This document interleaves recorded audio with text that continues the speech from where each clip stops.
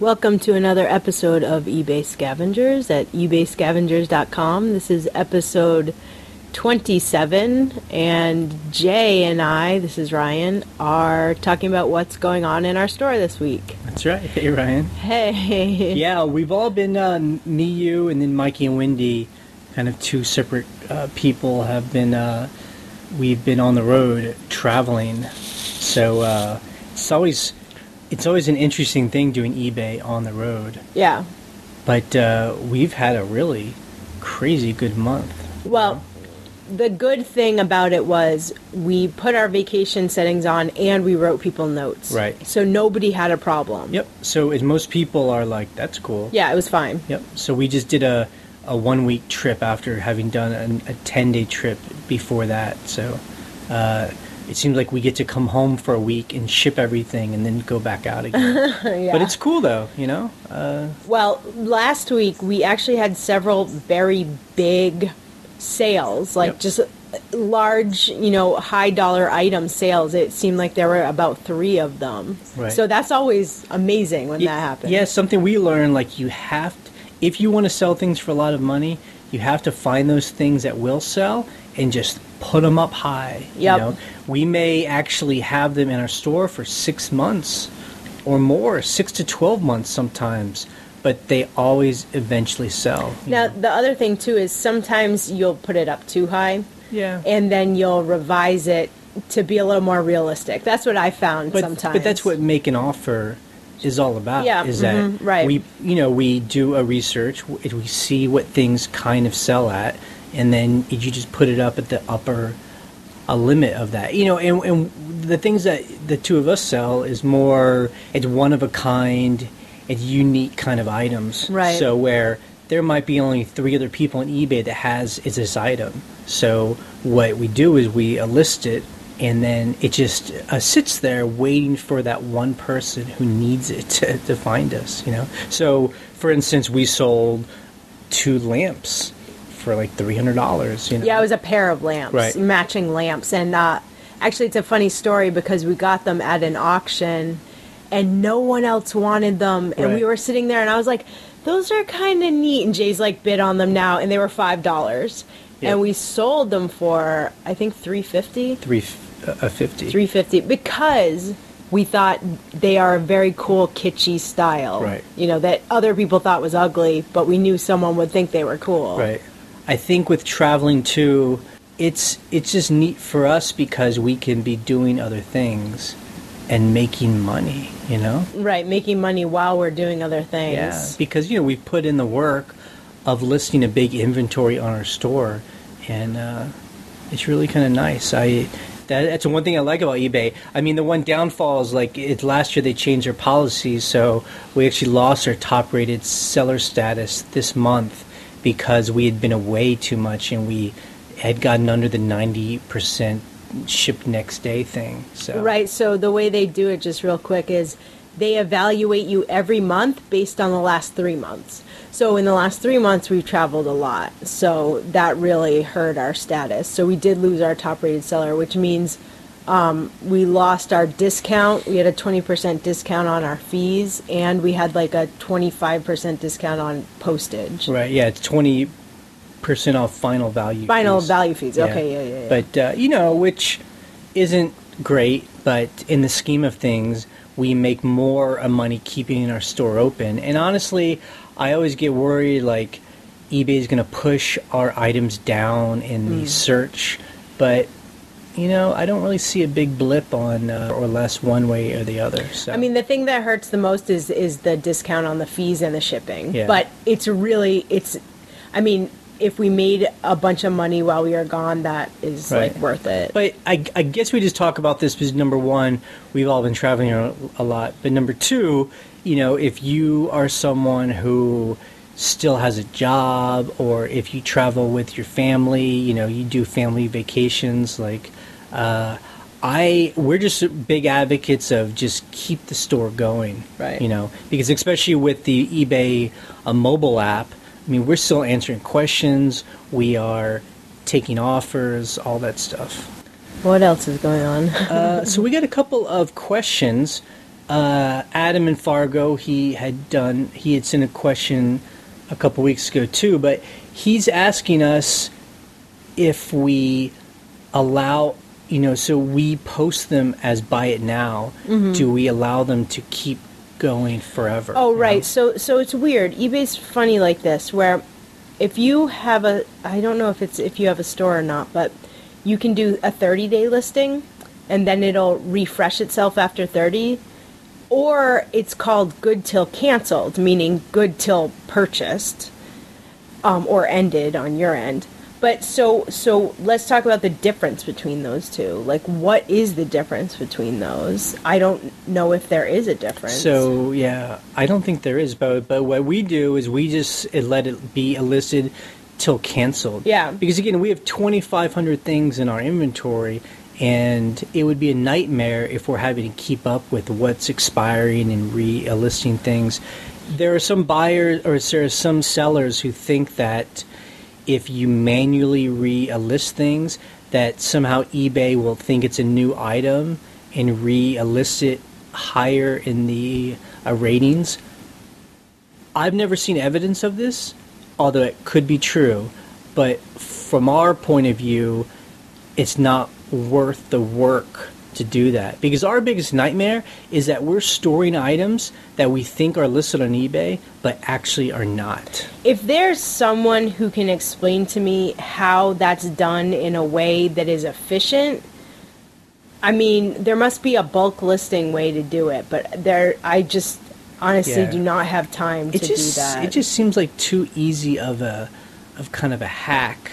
Or, I don't know, hack might not be the right word, but too easy of a thing that I feel like eBay like you can't would game know. the system. Yeah, that easy. I feel like eBay would know people were trying to do that, and they wouldn't let people just list old items, and they would treat it as they were new. As different, yeah. Like, they would recognize that it's been up on eBay, it's before. I guess that's my question, is when you relist, it ends, in quotes, and then you relist it. Is it the same item number? Like, I wonder if it's just like, because sometimes you'll get notes like, this thing you were watching got relisted.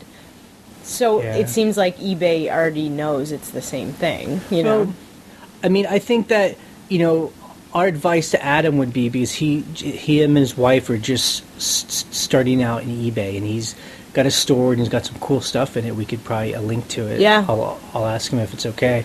But, our advice is always to its new people is this: list 500 things as fast as possible. So just sit down, because I'm assuming you already have a big room full of stuff. Sit down and take a month or two and list 500 things. Yeah. Get your inventory up to that high. We always say 20 things a day is a manageable amount. And then, do it with buy it now, with make me an offer on it.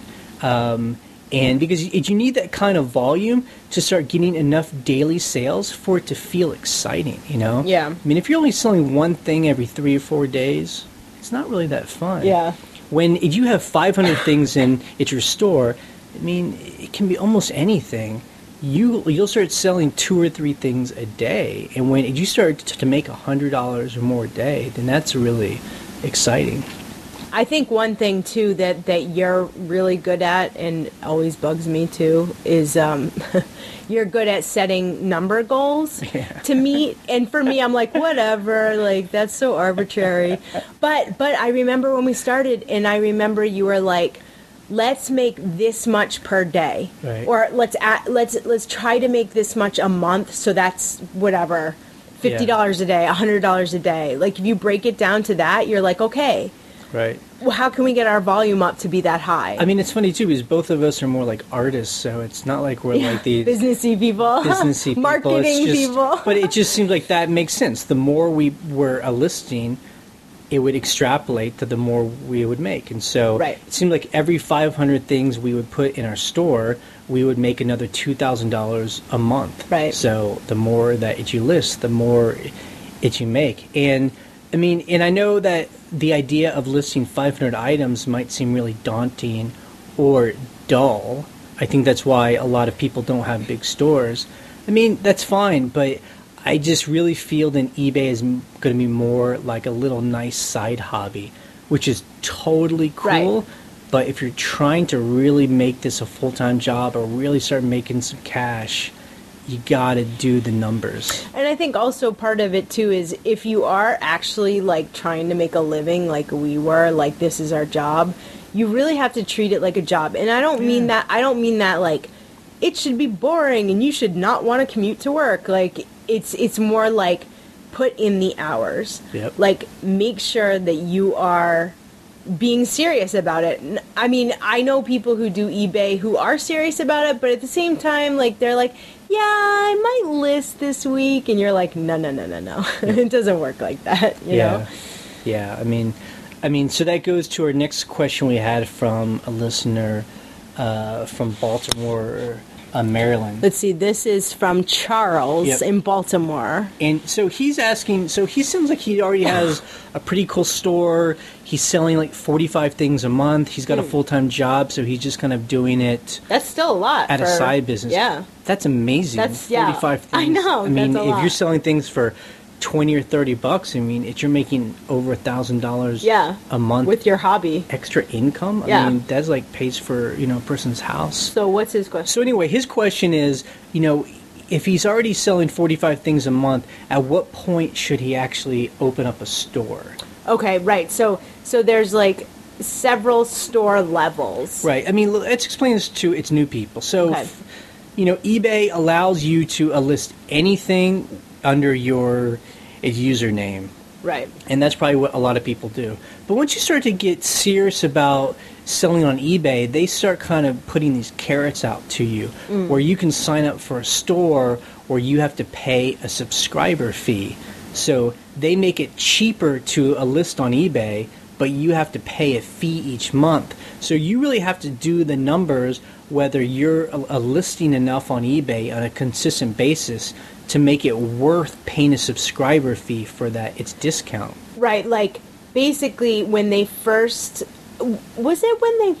got stores that we figured out what stores were? Yeah. When we started, I remember I was like, no way, I'm not paying $50 a month. Like, that's so crazy. But then we did the numbers on our listing fees and final value fees and stuff, and we're like, oh, it's actually cheaper to have a store at the volume we list than doing it individually just as like a regular person. And this kind of goes back to what Adam was asking about allowing an item just to be listed indefinitely. That means that for every item we have up right now, we're getting charged, I think, 5 cents a month. So, but if you think about it, though, if you have an item up for 12 months, that costs you 60 cents. Right. But if you sell that thing and make like a $20 profit, then 60 cents is a nothing compared to the profit that you make. So that's the kind of way we think of it. So I guess to this question that Charles has is, you just have to look at eBay stores. They have it online, and just kind of calculate how many items are you putting up each month, and then how much would the subscription be, then how much of a discount are you going to make? And right, like do the numbers even out for you. eBay, from their point of view, they're trying to get everyone to subscribe because they want that regular income coming from people. Like they don't want the random people just posting things when they want to. They want to know this person we're going to get $20 a month from, Like right. That's what they're after. So it made sense for us from the beginning. Yeah. And I didn't believe it, but Jay did the calculations, and I was like, yep. And actually, we upgraded to the highest. I think we upgraded to the highest level store the other day. Just a minute. And also eBay now is a thing where if you subscribe for an entire 12-month period, they give you a discount on the fee. Yeah, it's a little bit cheaper. But then once you pay up front, you really can't get the money back very easily. So if you stop being an eBayer in 6 months, you're kind of screwed. It's like subscribing to a phone plan, Right. I found out that Indonesia is blocked on shipping on some sellers on some items. Right. Today, someone asked me if I could ship to Indonesia, and I was like, yeah, whatever, of course. Then I looked on the drop-down menu and it was gone. They won't allow you to? I mean, they won't allow it to be over. No, I called eBay and I was like, how come my listings don't have Indonesia? And this other person's listing, my mom, I was looking at her site, you know, on handbags, shoes, whatever, she can ship to Indonesia. I mean, they basically gave me the answer. It's blocked for some items for some sellers because it's new. It's so And I'm like, great, I just lost a sale to Indonesia. Huh. So that was a weird... That happens sometimes. It's interesting that they would like not allow you to overwrite it. You know, that's if you're willing that's to what take I was that asking. chance. Yeah, he was like, I guess the company made an internal decision to block Indonesia. I'm like, except for this other person who's gonna make the sale that I can't make. Like, I think that's just the one thing that's kind of frustrating sometimes, where, you know, you can't get a correct answer. eBay's weird like that. Yeah, it seems like they have rules that don't always apply across the board. Just because they have, I don't know, probably hundreds of thousands of sellers. I don't know. Oh yeah, yeah. So that was weird, but that just happened today. Cool. All right, so leave any comments on ebayscavengers.com or send us an email, and we'll talk to you later. Cool. Bye. Bye.